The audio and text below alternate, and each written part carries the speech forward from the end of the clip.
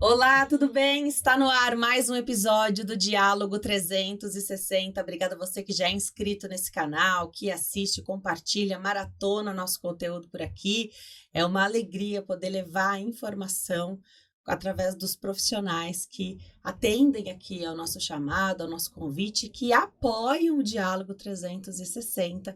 Hoje é a primeira vez que aqui no Diálogo a gente vai ter a possibilidade de abordar um tema jurídico.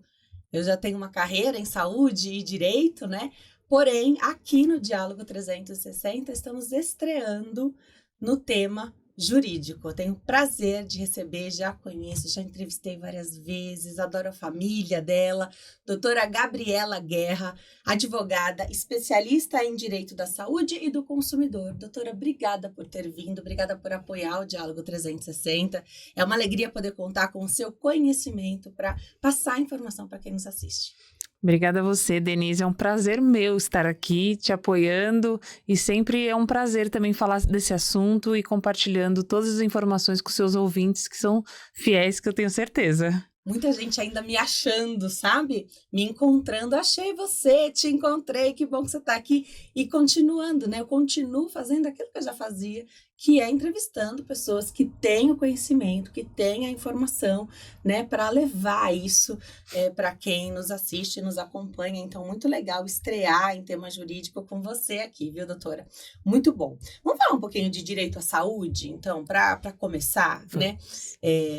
Parece fácil falar que está escrito que todo mundo tem que ter direito à saúde, mas como é complicado quando se tem demandas de uma doença, medicamentos de alto custo que muitas vezes são necessários, né? A gente já teve a oportunidade de conversar sobre tantos temas.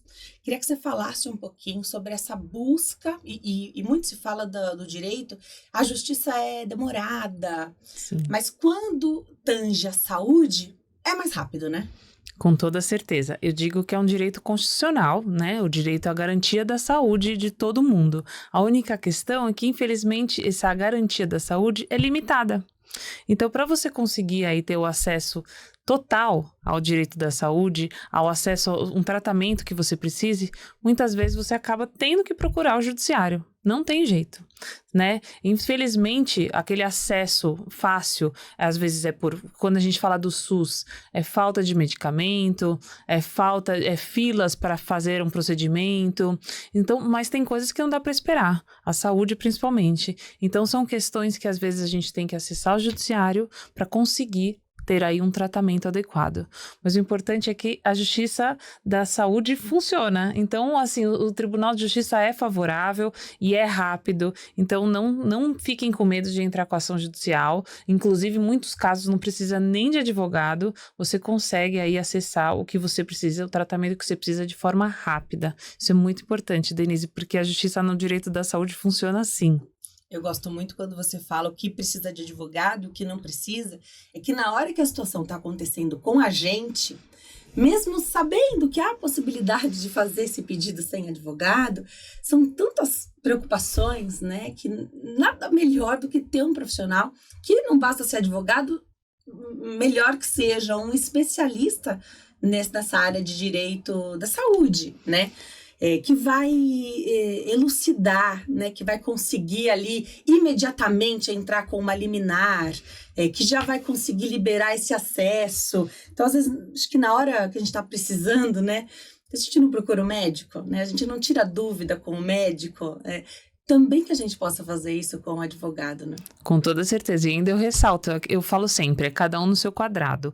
Quando você está com um problema cardiológico, você vai procurar um especialista no coração. Você não vai procurar um ortopedista, um oncologista. Então faça isso também com o direito da saúde, um especialista na área, porque a legislação é muito específica. Principalmente quando envolve planos de saúde. Então se você procura um advogado tributarista, trabalhista, que não entende muito da área, talvez isso possa te prejudicar. Ou talvez ele até consiga, mas não de uma forma rápida, né? De quem está ali no dia a dia conseguindo fazer esse tipo de trabalho. O advogado especialista, você já tem muitos casos semelhantes, os casos se repetem, eles são parecidos, né? Então, você já sabe a melhor maneira de dar a entrada, né? A melhor maneira de elaborar aquele pedido, né? Se você, às vezes você tem até a garantia, antes mesmo de entrar, você já sabe que aquilo vai dar certo, que só precisa mesmo daquele papel, porque muitas vezes, ainda mais quem depende de planos de saúde, a gente acha que, vou falar administrativamente, vou abrir ali uma ocorrência, às vezes dá tempo, às vezes não dá, né? E aí é vida, né? Tempo é vida. Sim, com certeza. Então, acho que a gente pode aproveitar aqui e falar, assim, dos principais temas. O que está acontecendo mais no Tribunal de Justiça, as ações que estão mais... Assim, tudo bem que quando a gente fala em saúde, não tem uma mais, né? Não tem as top 5 de ações judiciais referente à saúde. Mas o que tem mais acontecido, umas condutas muito abusivas, eu posso começar a ressaltar que a primeira delas é descredenciamento de laboratórios e hospitais.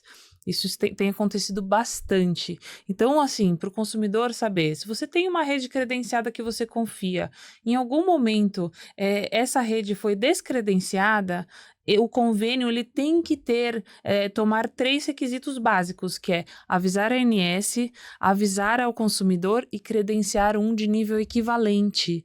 Então, se você tem um hospital aí de nível top e você agora só vai ter um hospital de nível um pouco mais baixo, isso não é nível equivalente. E nível equivalente também quer dizer na mesma região que seja, né?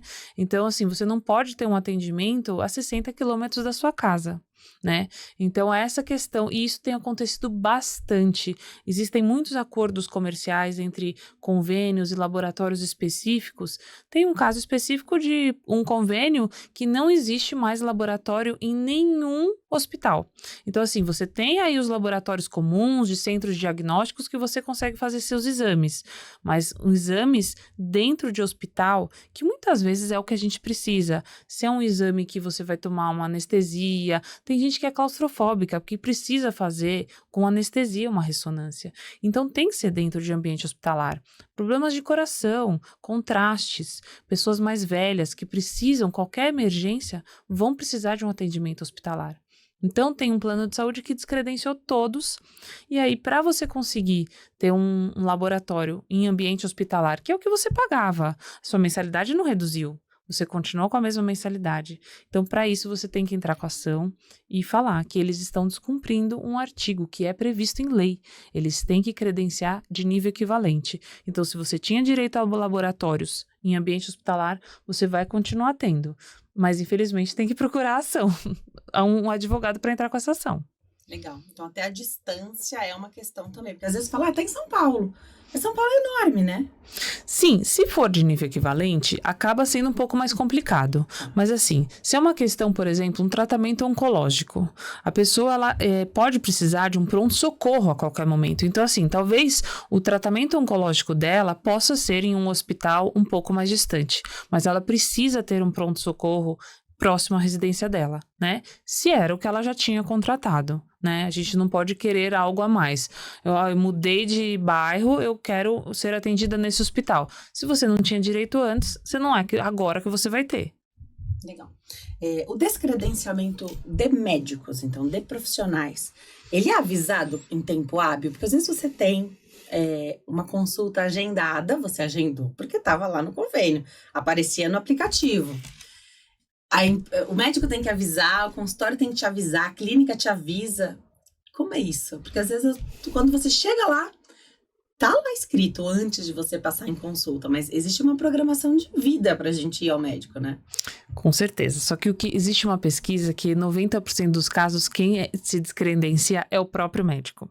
Então, assim, ele não tem a obrigação legal de avisar que ele não é mais conveniado, né? Porque, infelizmente, os planos de saúde pagam muito baixo para esses médicos. Então, eles preferem atender os pacientes e receber o reembolso que aquele consumidor vai ter do convênio do que ele receber. Um exemplo clássico é assim, eu recebo de consulta de reembolso do meu convênio R$100, mas aquele médico, se ele for me atender pelo convênio, ele vai receber 30. Então, ele prefere continuar me atendendo, mas recebendo o que eu recebo de reembolso. Então, infelizmente, acaba que os médicos se desinteressam e eles não são obrigados como os convênios são. Então, assim, isso é mais a parte da rede credenciada de estabelecimentos hospitalares e laboratórios. Médicos, infelizmente, não são. Mas já que a gente entrou nesse assunto, se você precisa de um médico especialista em, por exemplo, um tratamento específico da traqueia, que seja, não existe um médico especialista credenciado, você pode sim receber o valor integral de um reembolso de um particular, tá? Então isso você tem que comprovar, né? Eu falei da traqueia porque eu tô com um caso específico assim de uma criança que precisa reconstruir a traqueia. Então ela tá com traqueostomia, ela vai retirar, vai pegar um pedaço da coluna para colocar de enxerto. É uma situação muito específica, são poucos médicos que fazem isso, e apesar deles cobrirem a doença, eles não cobrem, eles não têm médicos que façam.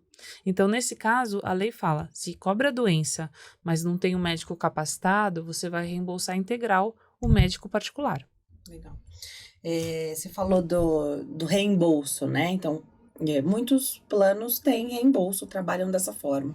E aí sempre tem a questão, se pode, se não pode, fracionar em notas, né? Mês a mês ali, para você conseguir o reembolso 100% do plano de saúde. Isso também é moda. Agora os planos de saúde estão mais em cima. Eles falam que é o reembolso sem o desembolso. Infelizmente, as pessoas honestas acabam pagando pelos desonestos. Muitos consumidores acabavam pedindo reembolso para a família inteira, né, para equilibrar aí o valor da consulta, e sendo que a consulta era só para ela, mas como a consulta é cara, o médico dividia, e aí acabou que isso prejudicou os honestos, que acabavam não tendo dinheiro para conseguir pagar, e aí acabavam apresentando dessa forma aí fracionada.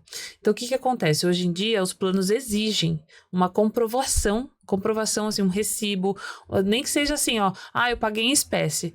Eles querem até, às vezes, o comprovante ali do Pix, o comprovante do saque do dinheiro para saber que esse dinheiro saiu da sua conta e foi para o médico e foi para o exame. Então, assim, sobre isso, essa parte de exigir é um pouco abusivo. Tá? Eles não são, você não é obrigado a mandar, mas alguma comprovação que realmente foi despendido aquele dinheiro precisa existir. Que seja um recibo, uma declaração do médico, que aquilo foi pago. Porque o reembolso sem o desembolso não pode mais e os planos de saúde estão em cima, muito em cima. Algumas empresas trabalhavam ou trabalham dessa forma até, né? Então, qual é o valor do exame? Você nem sabe qual é o valor do exame. Você vai pagar o quanto o seu reembolso vier do plano de saúde. Então, isso acho que não pode.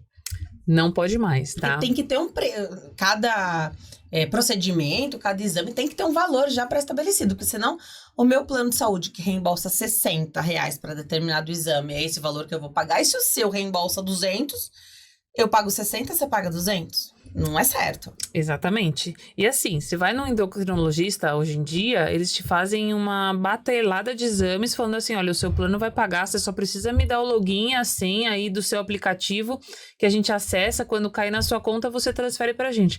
Não faça isso. É informações de dados pessoais seus. Isso é ilegal e isso pode prejudicar. Inclusive, hoje em dia é relíquia ter plano individual e familiar. E se você tem um plano desse e tomar uma atitude dessa, o único dos dois motivos que o seu plano de saúde pode ser cancelado é isso. Inadimplência e fraude. Então, isso é considerado uma fraude. Não forneça seus dados, porque isso pode te prejudicar. E as empresas estão em cima dessas clínicas que promovem essa prática, né? Para banir isso ali da fonte, né? Porque às vezes você pode alegar que você não sabia, né? Porque por mais informação que a gente tenha, não sabia que não podia. A clínica que eu confio pediu, né? Então, já fique sabendo que não é bacana oferecer. A gente não dá login e senha para ninguém, né? Então, se você já fez isso, mas não sabia, agora você sabe, não dá para fazer mais. Sim. É legal. Então, estar sempre atento para não perder o plano de saúde, porque não tá brincadeira essa história do plano, né? Então, quando eles estão bem, se você comete um erro, eles podem sim cancelar o contrato. Isso. Já vamos entrar nesse assunto aí, porque assim, o cancelamento, eu falei aqui, dos individuais familiares, tem essas duas hipóteses, fraude e inadimplência, mas não é o que acontece com os coletivos por adesão e empresariais. Coletivos por adesão são aqueles planos de sindicatos, associações. Por exemplo, eu tenho aí a Associação dos Advogados. Aí isso é um coletivo por adesão. São milhares de vidas que têm o mesmo convênio. Muita gente acha que isso é um individual, mas porque assim, é só você recebe um boleto, é só seu. Mas não, você está dentro de um grupo grande, né, de associação ou de sindicato. Isso chama coletivo por adesão. E os empresariais, se você trabalha numa empresa, você tem o convênio dessa empresa. Nesses dois casos, o plano pode ser cancelado por outras razões, não só por inadimplência e fraude. Pode ser cancelado a qualquer momento, desde que avisado com 30 ou 60 dias de antecedência. Isso é o que está previsto no contrato. Mas e se a pessoa está em tratamento? Exatamente. E se a pessoa está grávida, né? Como é que faz nessa situação? Então, assim, o que o Tribunal de Justiça tem entendido? O cancelamento imotivado é considerado abusivo, principalmente nos casos que ocorre um tratamento. Então, assim, se existe aí uma pessoa em tratamento e recebeu uma carta que o plano vai ser cancelado, entra com a ação. Você vai conseguir manter esse plano de saúde ativo. Para todos ou só para a pessoa que está em tratamento? Aí vem o entendimento de cada juiz, tá? Eu já tive inúmeros casos que a gente conseguiu manter o plano inteiro, para todas as vidas. Agora, eu já tive 2 casos que o juiz falou assim, ó, somente para as pessoas que estão em tratamento, mas às vezes é assim, o titular do plano não tem nada, mas o neto tem. Aí o plano de saúde que era de 5 vidas, empresarial, só vai ficar para uma vida, que é só para o neto. Enfim, então assim, são casos e casos. E manteria no valor proporcional só da vida daquele neto. Somente. Tá. Só que ficaria mais caro se fosse, sim, né, sim. contratado. Mas é que plano empresarial não existe só com menos de uma vida. Então, assim, é o entendimento do judiciário para alguns casos, mas em tese se mantém um plano ativo para todas as vidas. Então, assim, é abusivo cancelar aquele plano porque existe pessoas em tratamento. E pode ser tratamento oncológico, pode ser uma pessoa com autismo, que é um tratamento aí que não tem previsão, né, de alta. Então, assim, então não pode ser cancelado esse plano. Caso eles cancelem, a única opção que eles têm é oferecer um outro plano. E aí que vem o pulo do gato. E o preço? Né? Eles falam, olha, vou cancelar esse, mas eu não vou te deixar na mão, eu vou te oferecer um outro. E a mensalidade aumenta 80%. Isso também é considerado abusivo, tá? Então, assim, se eles cancelarem o plano, eles são obrigados a te migrar para outro, mas com preços equivalentes. Rede credenciada equivalente, enfim. Porque, caso contrário, se eles não fizerem isso, vai demonstrar que eles não têm mais interesse financeiro naquelas pessoas. E por isso eles estão cancelando. E por essa parte financeira, ser um cancelamento imotivado, o Tribunal de Justiça veda. Inclusive, gera dano moral, tá? Um cancelamento, assim, de uma pessoa em tratamento de câncer, recebe uma carta informando que o plano vai ser cancelado daqui a 30 dias, isso é considerado abusivo porque a pessoa fica totalmente despreparada, já está totalmente ali no tratamento, com uma equipe médica, num hospital credenciado e de repente se vê sem chão. E cada um assim, você falou do caso de câncer, e aí também você falou de TEA, e eu lembrei, eu tive acesso recentemente a uma série de e-mails que foram recebidos, acho que de tempos em tempos acontece com uma seguradora, né, uma empresa. Aí, mais recentemente, tive esse acesso aí do e-mail, né?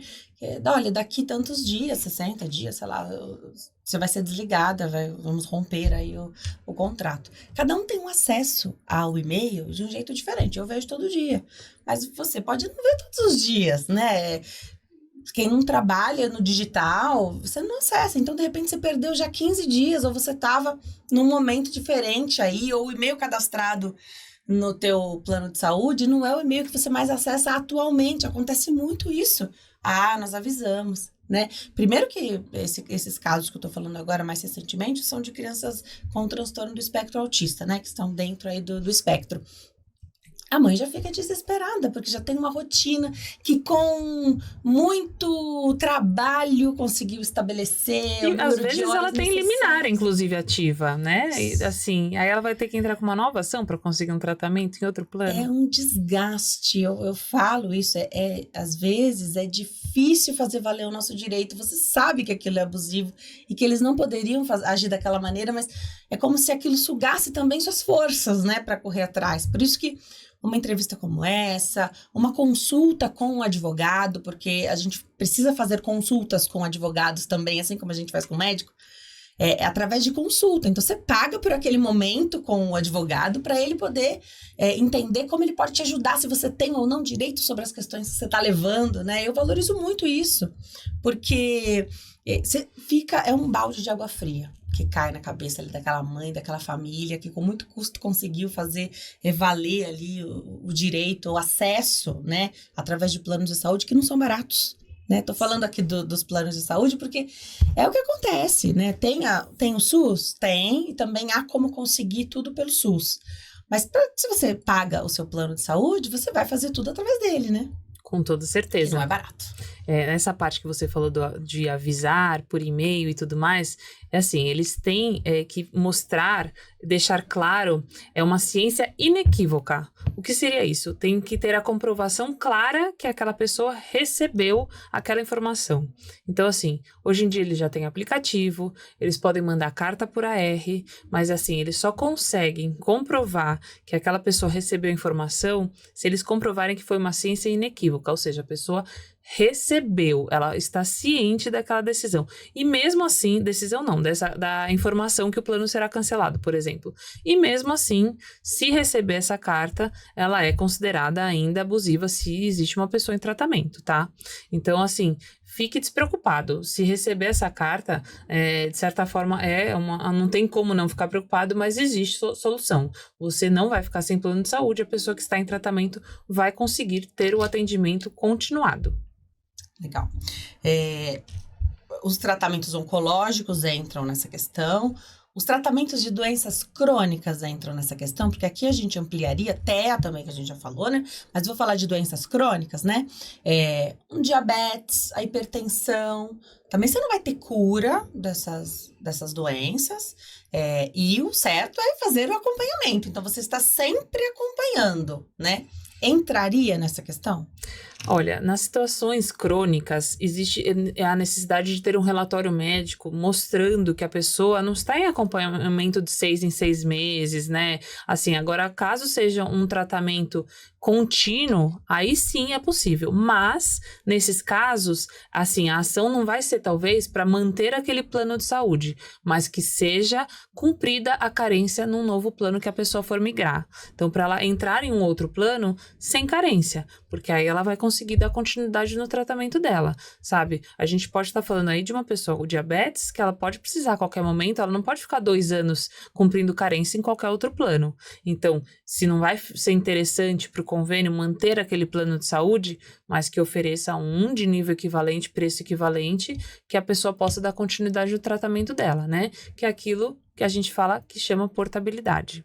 Né? Então, se o plano cancela essa opção da pessoa continuar naquele plano, ela oferece uma portabilidade para um outro plano de saúde que a pessoa não vai cumprir carência. Aconteceu bastante na pandemia, com a situação econômica do país e individual de cada família, acontece bastante, de você ter que priorizar, e de repente o teu plano de saúde é o que está abocanhando aí uma fatia grande da renda mensal dessa família. Quais são as maneiras de você fazer essa migração? Então, você não vai ficar sem, a ideia é não ficar sem, né? E assim também acho que a gente se protege, né, de carência, enfim, de ficar sem a cobertura para aquela nossa maior necessidade. Quais são as maneiras de fazer isso do jeito certo, podendo optar, fazer um downgrade, né, optar por uma redução ali de cobertura, atendimento, enfim, da possibilidade aí de laboratórios, hospitais, você reduz de quarto para enfermaria, enfim, mas sem ficar descoberto para o principal, para o mais emergencial. Certo. É aquilo. Apertou, não tem condições de efetuar o pagamento da mensalidade da altura que está, sofreu um reajuste que considerou muito alto e você não vai ter condições de pagar, primeira coisa que eu acho que pode fazer é assim, procura um especialista para ver se aquele reajuste está abusivo ou não. Se o reajuste estiver na previsão contratual ou for um reajuste previsto por lei, né, determinado pela ANS, aí faz uma redução de categoria, se você tem essa opção. É a obrigação do plano te permitir, tá, fazer uma redução de categoria. Existem muitos planos que falam assim, não, plano empresarial a gente só tem essa categoria para te oferecer. Não é verdade, você pode sim pedir a redução de categoria, porque eles continuam comercializando outras categorias. É claro que eles não vão criar uma, mas se existe uma baixa, você pode sim migrar. Agora, mesmo assim, ou você não está satisfeito com aquele plano, você quer mudar, existe a possibilidade. Se você já permaneceu 2 anos nesse plano de saúde, porque assim, você tem que ter cumprido os 2 anos de carência. Se você já permaneceu 2 anos nesse convênio, você pode fazer a portabilidade. E como é que é feito isso? Você entra no site da ANS, que é um site do governo mesmo, e tem lá a página de portabilidade. Você coloca os dados do seu plano de saúde atual, que lá no próprio site da ANS já tem as opções de portabilidade. Lembrando, não fala com o corretor sobre isso. O corretor vai querer te oferecer um novo plano de saúde, vai fazer um novo contrato. Você não quer isso, você quer portabilidade, porque um novo contrato você vai ter que cumprir carência de novo, e não é a opção. Então, assim, fazendo a portabilidade, você entra em contato com o plano novo que você quer ir, falando assim, olha, eu quero fazer a portabilidade, o que eu preciso? Ele vai pedir a carta de permanência do plano atual, vai perguntar se você está em dia, pedir as comprovações, e essa portabilidade é feita, tá? A própria pessoa faz essa portabilidade. Isso pode ser para plano empresarial, plano coletivo por adesão. O site da ANS, ele tem todas as informações de portabilidade, inclusive se você é mandado embora da empresa, né? Você vai fazer o quê? Você tem a portabilidade especial, você tem 60 dias para mudar para um convênio, né? O plano de saúde empresarial, e você pode permanecer um período nele, mas depois disso você tem 60 dias para fazer a portabilidade para não cumprir a carência. E tem benefícios quando você tem um plano de saúde empresarial, então que é oferecido pela empresa? Quero saber se tem diferença quando tem coparticipação e quando não tem. E ficando muito tempo nessa empresa, vamos imaginar que hoje acontece menos, né? Vamos imaginar a pessoa que fica décadas na mesma empresa. Tem mais vantagem, tem benefício com esse plano? Então, vamos lá. A regra é o seguinte, se você é funcionário, né, CLT, e você contribui com o plano de saúde, nem que seja R$2 por mês, você tem direito de permanecer nesse convênio pelo período de 6 meses a 2 anos, se você não é aposentado. Se você é aposentado, você tem direito de ficar o tempo que você trabalhou. Então, se você trabalhou 6 anos na empresa, você vai ter direito de ter mais 6 anos de plano de saúde. Isso se você contribuía com o plano de saúde empresarial. Agora, se você trabalhou mais de 10 anos e é aposentado, foi demitido depois que você se aposentou, você tem direito de ficar nesse plano de forma vitalícia. Mas é muito importante que vocês saibam que o valor você vai pagar o valor integral da mensalidade. Então, se você pagava R$10 e a empresa pagava os outros 800 para você vai começar a pagar R$810, tá? E eles não podem te passar para um outro plano de saúde, porque muitas empresas fazem isso. Então, assim, os funcionários ativos têm esse plano, os inativos são outro plano. E aí, o que acontece? Esses inativos normalmente são aposentados, pessoas mais velhas, que usam mais o plano, então a sinistralidade vai aumentando, então isso não pode. Tem que ser de nível equivalente aos ativos. O STJ, né, que é o Superior Tribunal de Justiça, já determinou. Os funcionários inativos que têm o direito de ficar de forma vitalícia ou por um período no plano empresarial depois que foi mandado embora, tem que ter o mesmo valor dos funcionários ativos somado com o que a empresa contribuía para aquele funcionário. Isso não é coparticipação. Quando eu falei para você que o funcionário que contribui com o plano mensalmente tem o direito, a coparticipação não é uma contribuição, tá? Então, é só quando a pessoa usa, ela vai pagando. Que é o que as empresas têm feito hoje em dia. Hoje em dia, a empresa paga 100%. Ela não deixa o funcionário pagar R$1 para não ter esse vínculo. E aí, só faz com coparticipações. Isso está sendo discutido no Tribunal de Justiça ainda, mas por enquanto, se você não paga nenhum real para o plano de saúde da empresa, você foi mandado embora no dia seguinte, seu plano está cancelado. E aí é que vem a portabilidade de 60 dias. Você tem 60 dias para conseguir um outro plano de saúde para poder não entrar com nenhum tipo de carência. Ótimo. Então, é diferente a coparticipação da contribuição mensal do plano de saúde. Então, tem essa diferença ótima. Agora, quando você tem esse direito de permanecer ao mesmo tempo que você ficou na empresa, permanecer com o plano de saúde, pagando, né, integral ali o valor que a empresa antes pagava, você fica com esse vínculo, porque se a empresa troca de seguradora, vai trocar o seu também. Também. Você fica à mercê dessa troca também. Sim, você permanece na carteira dos beneficiários, né? São ativos e inativos. Tá. Isso já aconteceu muitas vezes, tá? Mudou de plano, o plano ficou muito mais caro, aí é uma opção da pessoa, porque ela paga o valor integral. Tá. O nosso podcast vai ser liberado em novembro, mas nós estamos em outubro. E a gente está vivendo Outubro Rosa, que é um mês voltado à prevenção, conscientização e diagnóstico precoce do câncer de mama. Então, queria abrir aqui para a gente falar dos direitos de quem tem o diagnóstico aí do câncer de mama. A gente costuma falar bastante disso, mas é importante reforçar, porque quando você está passando pela doença, você só quer se ver livre daquilo, né? E às vezes não toma conhecimento daquilo que você poderia ter de benefício por estar passando por aquele momento, né? Queria que você falasse um pouquinho sobre isso, doutora. Acho que já está muito claro para a maioria das pessoas, né, o acesso a medicamentos, ao tratamento quimioterápico, radioterapia. Essa parte eu acho que isso já está bem informado. O que não é tão informado assim são algumas questões que a gente vai bater papo aqui. Por exemplo, a lei dos 60 dias. Isso vale tanto para o SUS quanto para convênio médico. Teve o diagnóstico, ou seja, teve um exame anatomopatológico que deu o câncer, o plano de saúde e o SUS são obrigados a iniciar qualquer tipo de tratamento em 60 dias. O SUS também tem 60 dias para começar, não é para colocar em fila nenhuma. Precisa fazer uma cirurgia para mastectomia parcial, ou seja, retirada da mama, tem 60 dias para iniciar isso, não pode ser depois disso. E o que acontece? O que a pessoa faz se isso não for cumprido? Justiça. Pode entrar com ação judicial. Aí que vem, Denise, nesse ponto. A pessoa indo num juizado especial de pequenas causas, falando, eu estou com câncer de mama, não tenho plano de saúde, eu preciso fazer uma cirurgia para retirada de mama, e o posto de saúde me informou que eu estou na fila e vão me chamar em algum momento. Né? Com o relatório médico, que o médico que te atendeu mesmo no SUS, e tendo esse exame anatomopatológico, você vai entrar com uma ação pedindo aí uma urgência para esse procedimento, utilizando o seu direito da lei dos 60 dias, e você vai conseguir que essa cirurgia seja feita, nem que seja num hospital particular, pago pelo Estado.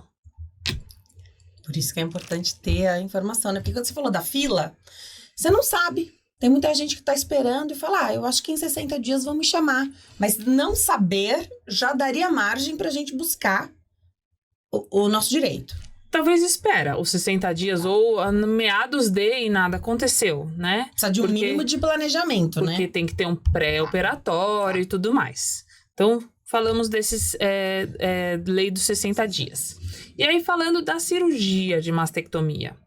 A mastectomia, ela pode ser parcial, ou seja, parte da mama, ou total, a mama inteira. E aí, o que muitas vezes acontece? Tanto os planos de saúde quanto o SUS, eles não querem fazer a cirurgia reparadora na mesma cirurgia. O que é a cirurgia reparadora? É colocar uma prótese no lugar. Imagina, a gente sair de um procedimento cirúrgico tão invasivo, numa situação tão delicada da nossa vida, e a gente não se ver ali com os nossos seios. Então, assim, é uma situação que quando a saúde da mulher permite, que a maioria dos casos isso é permitido, a cirurgia reparadora tem que ser feita no mesmo momento da retirada da mama. E detalhe, Denise, tem que ter o equilíbrio da outra mama. né? Porque muitas vezes você só tem aí um nódulo maligno na mama direita e eles não querem fazer nada na mama esquerda, e esse desequilíbrio é uma coisa que mexe muito. Isso, assim, é muito mais do que a dignidade da mulher. Então, nessas questões, a cirurgia reparadora também serve para equilibrar as mamas, para deixar equivalente. E então, assim, saiba que o SUS e o plano de saúde, eles são obrigados a fazer a cirurgia reparadora quando a saúde da mulher permite que isso faça no mesmo momento. Perfeito. Quando não for possível fazer, que você falou, e a gente já conversou com vários especialistas, que é na minoria dos casos, às vezes tumores específicos que não permitem essa reconstrução ali imediata, né? Mesmo num segundo passo, há o direito em se fazer. Há o direito em se fazer, inclusive a negativa dos planos de saúde é a coisa mais abusiva do mundo. Fala que é uma cirurgia plástica, né? Então, assim, nesses casos, o dano moral ainda é evidente, tá? Então, assim, nas situações que não podem ser feitas, a reparadora tem que ser agendada na sequência, assim que possível, para que a mulher se sinta menos prejudicada possivelmente. E nessa questão da simetrização, então, de mexer nas duas mamas, né? Então, fazer bilateral aí. Pode incluir prótese mamária também na mama que não foi afetada. Sim, para existir o equilíbrio. Sem custo nenhum. Faz parte da reparadora. Faz parte da reparadora. Porque não existe a possibilidade. Até um desequilíbrio. Um dia, acho que eu até vi um médico, quando foi entrevistado por você, falando que existe problema na coluna quando existe um desequilíbrio nas mamas. Então, assim, é até físico a necessidade, não é nem só pelo olhar e pela estética, tá? Então, existe a possibilidade, sim, desse equilíbrio das mamas. Excelente. Então, saber os direitos, né? Isso. E aí, falando da cirurgia das mamas, o que muitas vezes acontece? Quando se retira a mama, a mulher ela acaba perdendo um pouco da mobilidade dos membros superiores, né? Porque mexe na axila. Então, nessas questões, entra aí o que a gente vai falar agora sobre a isenção de alguns impostos.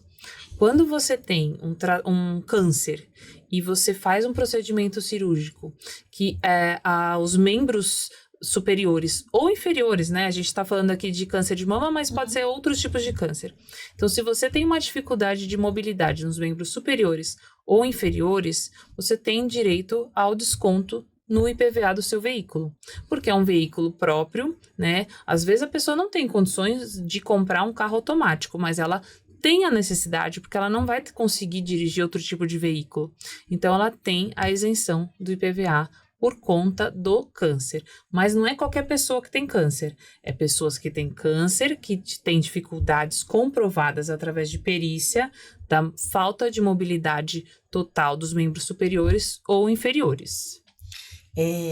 Isso é diferente daquela carta especial que se pode tirar, da habilitação especial? Diferente. Tá, então uma coisa é o IPVA, ok, já tem direito a isenção? Ou é um desconto? Tem direito à isenção na maioria dos casos, porque você não tem a mobilidade aí do membro superior e você precisa ter esse desconto ou essa isenção. Isso é avaliado de caso a caso, mas a maioria dos casos é isenção. E você pode tirar aquela carta especial? Sim. Depende do caso. Sim, também nas mesmas questões, tá? Se você tem um câncer de tireoide, você tirou, nada aconteceu com o seu organismo de mobilidades diferentes, você não vai ter uma carta que chama aí de PCD, por exemplo. Você fez um tratamento oncológico, esse tratamento teve cura e se encerra por ali. Agora, se você está em tratamento e você precisa, nesse período, se deslocar e você não tem carro, por exemplo, você tem direito ao transporte público gratuito no tempo que você estiver em tratamento. Isso, Denise, eu estou te falando porque eu acho que talvez mais de 25 estados aí do país tenha essa permissão. Não são todos, mas a maioria deles tem essa permissão. Ótimo. Rodízio. Aqui no município de São Paulo, a gente tem o rodízio de veículos, né? Então, não é possível um dia na semana, tua placa não roda aqui em São Paulo. é possível durante o período do tratamento, porque acho que não é o paciente que escolhe, né? O hospital marca o dia que você tem que ir, é o horário, né? Então já é difícil conseguir o tratamento ali no passo que precisa andar, né? É possível conseguir a permissão para rodar com o carro nos dias de rodízio? Denise, você falou a palavra certa, permissão. Muita gente, o que faz? Eu tenho câncer, me prescreveram aí um tratamento, uma quimioterapia na hora do meu rodízio, eu vou porque eu tenho câncer, se eu receber a multa, depois eu recorro. Não. Você precisa entrar com um pedido de permissão de circulação com o seu veículo por conta do tratamento oncológico. Então, assim, depois o recurso pode até ser que aconteça, mas o correto é você pedir a permissão da circulação do seu veículo no período do tratamento oncológico. E, inclusive, se você não tem câncer, mas você está acompanhando uma pessoa com câncer e você que ficou responsável, comprovando aí que essa pessoa com tratamento é só dependente, você é o acompanhante oficial dela, você também pode fazer essa solicitação aí de liberação de circulação no dia do seu rodízio. Primeiro pede a permissão. Depois você vai tranquilo fazer o teu tratamento. Não deve ser demorado. Hoje tem muita coisa online aqui também, Isso. né? Não deve ser difícil, já tem todos os exames lá. Então, se tiver alguma dificuldade, daí procura o judiciário, né? É possível pedir, a gente tá falando do câncer de mama, né? Mas já que a gente... ou de casos oncológicos, mas as mães... do TEA, né? Então, as mães que têm crianças aí dentro do espectro autista sofrem bastante com essa questão também, né? Porque... às vezes tem que se reinventar e gastar mais para ir de outro transporte. É possível conseguir essa permissão? Só um parênteses. Também é possível. É o mesmo esquema. Você pode conseguir a liberação, né, da circulação do seu veículo para qualquer justificativa de tratamento contínuo. Né? Não existe qualquer tratamento contínuo que você justifique a necessidade de circular com o seu veículo, você faz a solicitação, aguarda a liberação para você poder circular à vontade. Os honestos pagam pelos desonestos, né? Porque aí você consegue essa liberação, meu carro, empresta o carro. Não, o certo se você usa aquele carro, então é com ele que você vai e é pro tratamento, você vai ali no horário do tratamento, né? Pra fazer tudo direitinho, né? Então não tira vantagem daquilo que não tem, né? Eu digo que é como se fosse o seguro de veículo. Quando você declara lá que você tem de 30 a 50 anos, que você sempre para o seu veículo em local coberto, de repente você sofre um acidente no interior, no horário de trabalho, não declarado, para pagar menos o seguro, você pode acabar se prejudicando. Então, numa dessas que você conseguiu a liberação, você é parado, porque existe a possibilidade de você ser parado, e você não está no momento de um tratamento, isso pode ser prejudicado. Então, assim, tá fazendo uma solicitação, você também tem o direito de ser aí fiscalizado por isso. Perfeito. Para quem é CLT, provavelmente existe um período aí do tratamento, né? Eu sempre acho que as pessoas gostam de trabalhar, porque trabalhar também espairece, né? A gente fala com outras pessoas, vê outros rostos, outro assunto, faz com que a gente se sinta vivo, né? Mas às vezes, principalmente em tratamentos oncológicos, é preciso, pela imunidade estar mais baixa, é preciso se ausentar. E quanto tempo é muito individual, né? Existem benefícios previdenciários aqui que dê pra gente pontuar desse tema aí do Outubro Rosa, câncer de mama, que se amplia para outros casos oncológicos, né? Então, uma pessoa CLT, pela empresa, ela tem o direito de se afastar somente 3 dias, no período de 12 meses. Pela empresa, tá? 3 dias, inclusive para prevenções, né? Se fez uma biópsia, tá com alguma suspeita, ela tem o direito aí de se afastar 3 dias para isso. Agora, se ela precisa de mais tempo para fazer o tratamento oncológico, ela entra no auxílio-doença. E isso é muito importante a gente destacar. Por exemplo, se você contribui com o INSS um dia, e no dia seguinte você descobre que você está com câncer, você já tem direito aí ao auxílio-doença. Porque não é o que ocorre normalmente em outros casos. Você tem um período de carência para cumprir para você ter esse direito. Um período que você contribui com o INSS para depois você poder receber esse direito. Nos casos de tratamento oncológico, não tem carência. No dia seguinte, você começou a contribuir. Basta ser um beneficiário de contribuinte do INSS. No dia seguinte, você descobriu que você tem câncer, você já tem aí o direito de se afastar e receber o auxílio-doença. E, inclusive, se você comprovar que você está necessitando de um acompanhante, porque é um tratamento que você precisa integralmente ter um acompanhante, existe a possibilidade de você receber 25% de aumento aí nesse auxílio-doença. Então, não é necessário ser CLT. Você só precisa estar contribuindo. Então, existem maneiras de contribuir, certo? Sim, sim. Quando a gente passa um tempo contribuindo, também a gente permanece na qualidade de segurado por um tempo. Então, também vale para esses casos. Também vale para esses casos. E aí, outra coisa que é importante sobre essa parte previdenciária é que você, muitas vezes, fazendo um tratamento oncológico, existem gastos que não estão nem cobertos, né? No seu dia a dia acaba gastando mais coisas. Você pode sacar o seu FGTS, não só você, como o seu dependente. Então, se você é mãe e infelizmente o seu filho recebeu um diagnóstico desse, ou seu marido, você pode sacar o FGTS de forma antecipada, se você comprova aí que seu dependente está em tratamento oncológico, ou se você mesmo está em tratamento oncológico, pode sim resgatar o FGTS baseado no tratamento. Então, falamos aqui vários itens, né? Então, você falou da lei dos 60 dias para o início desse tratamento. E nesse momento ali dos exames, existem maneiras diferentes de fazer mamografia. Queria que você contasse um pouquinho para a gente sobre essa questão. Hoje em dia, a mamografia é um exame muito invasivo. Para nós, mulheres que não têm câncer, já é dolorido o suficiente. Uma pessoa com câncer, uma mulher com câncer, com um tumor no peito, muitas vezes é um tumor que dói e que machuca muito. Então, os planos de saúde, eles querem custear a mamografia convencional. Mas hoje em dia já existe uma mamografia digital. Ela é um pouco menos dolorosa e que isso ajuda no processo. Só que os convênios médicos não querem custear, eles querem custear a mais barata.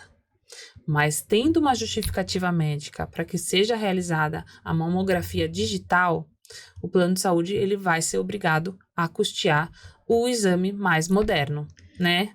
Porque assim, tem que ter a justificativa médica, não basta a gente querer. Tá. Tem lugar que já tem a mamografia digital, né? Alguns centros ali especializados já tem, mas o que a gente está falando é que especialmente em outubro, tem muitos locais que oferecem de graça, é só você levar ali o seu RG, faz a mamografia. Normalmente, essas máquinas não são as digitais, né? Então, o exame tá lá, você faz, é ótimo. Porém, pode ser que doa um pouco mais, né? Sim, então, mas Denise, diferente. Essa parte da mamografia digital, quem não tem acesso à mamografia digital, é importante dizer que, assim, o direito é só através de justificativa médica. Essa parte preventiva, que a pessoa não tem ali uma justificativa médica, talvez ela tenha que fazer a convencional. Tá bom. Tá, e tem que fazer, viu? Tem que fazer, não tem jeito. É que nesse percurso, acredito eu, né? Do diagnóstico, da suspeita, o diagnóstico.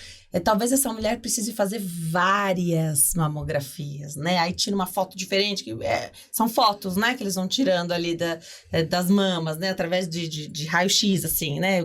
Modo grosseiro.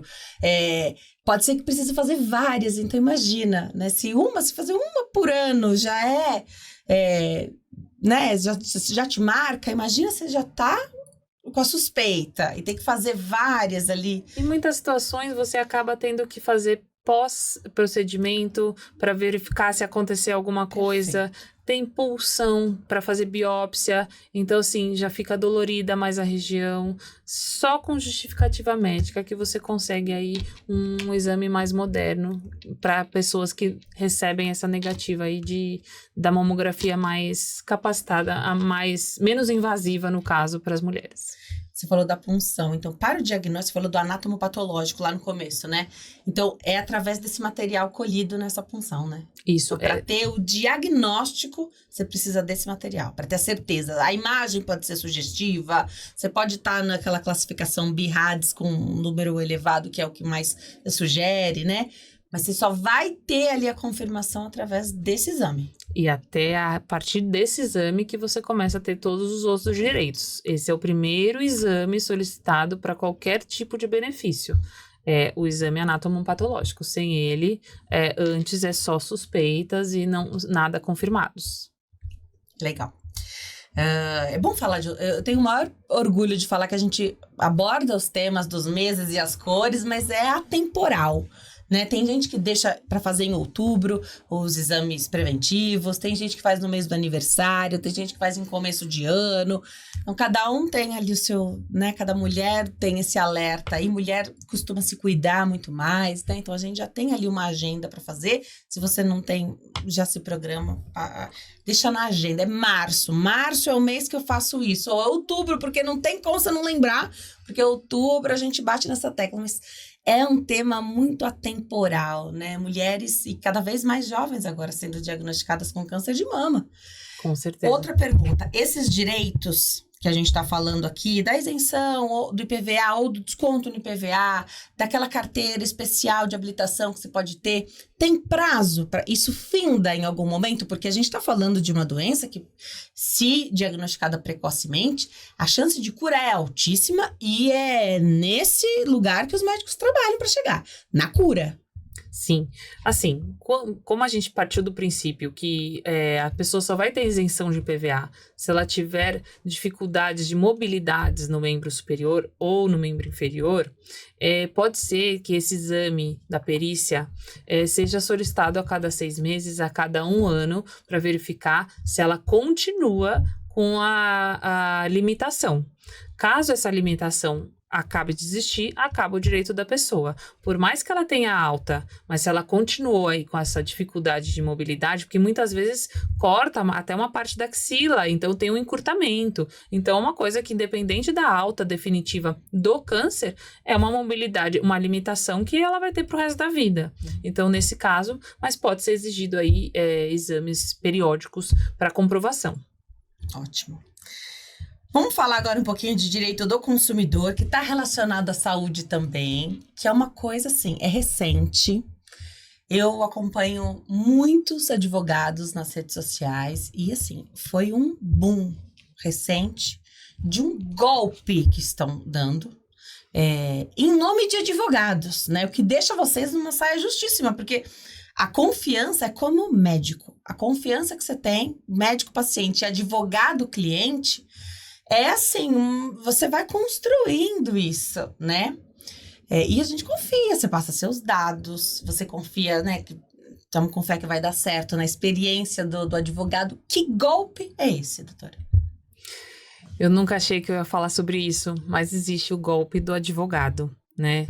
Então, assim, é uma questão...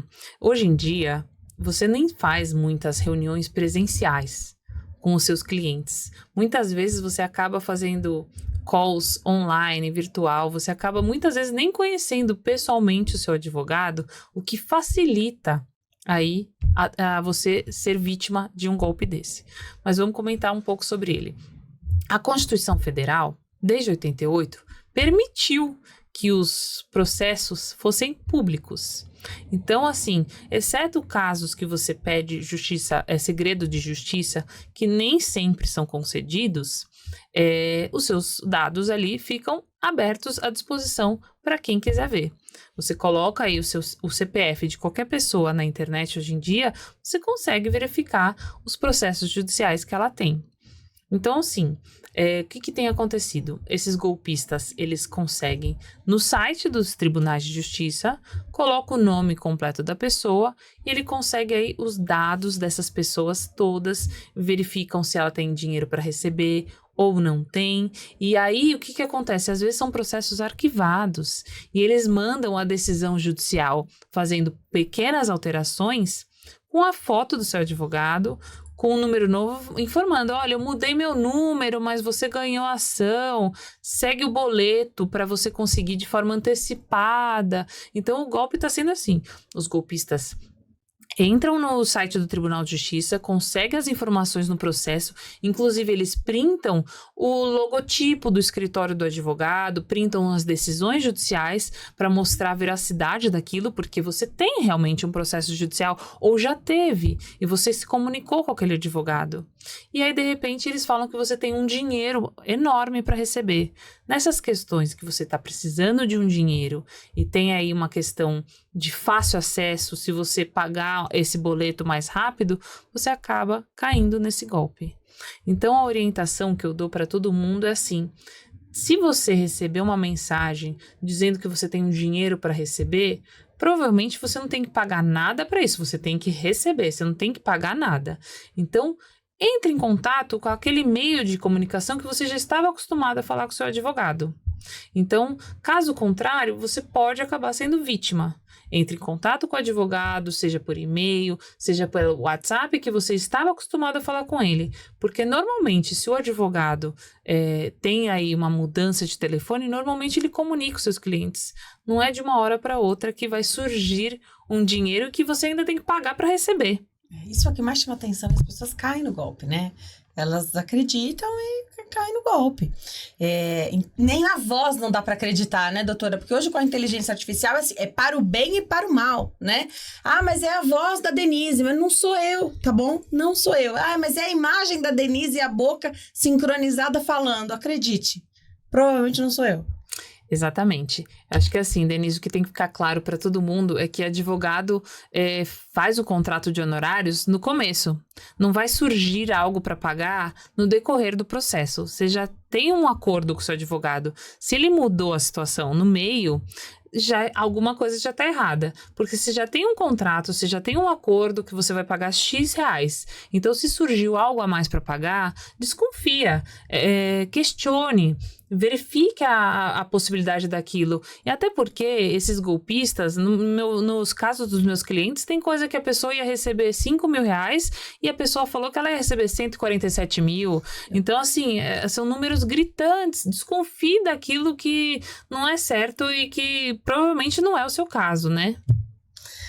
Muito legal. Tem muita coisa para falar. A gente podia ficar uma semana inteira aqui falando de saúde e direito do consumidor também, que tem pautas incríveis para a gente abordar. Eu vou deixar o Instagram, porque através do seu Instagram da advocacia, né, do escritório, a pessoa consegue entrar em contato, tirar dúvidas, saber como é que a empresa também pode ajudar. O escritório acho que funciona para outras áreas também, né? Sim, a gente tem mais especializações em direito do consumidor, direito à saúde e o direito civil, mas a gente sempre tem parcerias, então é sempre bom você contatar um advogado que você confia e você se identifica. Legal.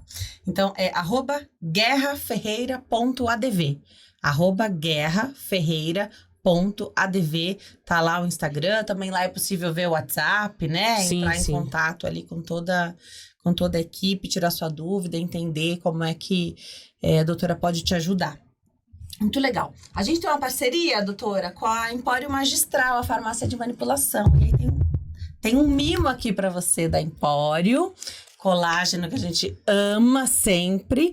Obrigada. E aproveitar para agradecer essa parceria da Empório Magistral, que está aqui com a gente desde o primeiro episódio. Eu falo que a gente tem que ter sempre à mão o contato de uma farmácia de manipulação de confiança. Então, minha recomendação para você é a Empório Magistral. Através do telefone, você entra em contato ligando mesmo ou mandando sua mensagem pelo WhatsApp. O telefone é 11 5089 5123. 11 50 89 5123. Eles também estão no Instagram, @Empório Magistral, e tem também o site www.emporiomagistral.com.br. Através do WhatsApp, você pode inclusive tirar dúvidas, mandar, né, a sua solicitação ali de manipulado, receber seu orçamento na palma da sua mão no seu celular. Então, aqui, meu agradecimento à farmácia de manipulação Empório Magistral. Doutora Gabriela, obrigada por ter vindo, uma alegria te receber aqui, bater esse papo. Olha, a gente pode promover vários encontros, porque tem muita coisa para falar. Acho que é incessante. Eu tenho até ideias de promover lives com você também, porque as mães, principalmente as mães atípicas, né? Como chamam, mãe de crianças e adolescentes neurodivergentes, né? Então, como as crianças que se enquadram ali no transtorno do espectro autista têm muitas dúvidas, né? Então, sempre surge uma questão e que bom saber que a justiça, quando relacionada à saúde, ela trabalha mais rápido, porque a saúde tem pressa, né? A nossa vida tem pressa. Nossa vida tem pressa e é importante lembrar que especialistas servem para isso, né? Então não aceitem qualquer médico, não aceitem, tem que ser aquilo que você realmente precisa. E eu que agradeço, realmente é sempre um prazer e é um papo sem fim, que a gente tem aí muitos assuntos e tenha sempre muitas informações para passar para todo mundo. Muito legal. E olha, desde o nascimento da criança, situações podem acontecer, né? E aí já é um mundo tão novo, né? Que as dúvidas chegam e às vezes é uma situação que acomete uma coisa que pode ser passageira, como as assimetrias cranianas posicionais, que a gente já teve a oportunidade de falar. Recebi, aliás, o Dr. Gerd por aqui recentemente também. Então, assim, os médicos especialistas também estão de olho para poder orientar essa questão, né? Então, olha, procura um advogado, porque você consegue, de repente, o tratamento, né? Tratamentos que não estão disponíveis, algumas vezes, no SUS, né? Sim, com certeza. Principalmente hoje em dia os tratamentos são mais avançados do que aí a liberação dos convênios e do próprio governo. Todo ano tem novidade, a gente espera que sempre o rol da ANS vá contemplando mais coisas que a gente precisa, né? Que as pessoas precisam ali para viver melhor. Obrigada por ter vindo, viu? Alegria. Obrigada a você. Aqui. Beijo para você e para sua família linda. Obrigada. A gente vai ficando por aqui. Obrigada a você que escolhe nos assistir, para mandar e-mail, sugestão, bater um papo aqui com a gente também. diálogo360podcast@gmail.com. Eu tô no Instagram, @DeniseLuc, e aqui no meu canal do YouTube você confere os vídeos semanalmente. Tem semana que vão 2, semana que vão 3 pro ar. Então aproveita que tem sempre uma entrevista inteligente, intencional. Eu só entrevisto os melhores por aqui. A vida é feita de diálogos e conexões e eu te vejo no próximo episódio. Tchau!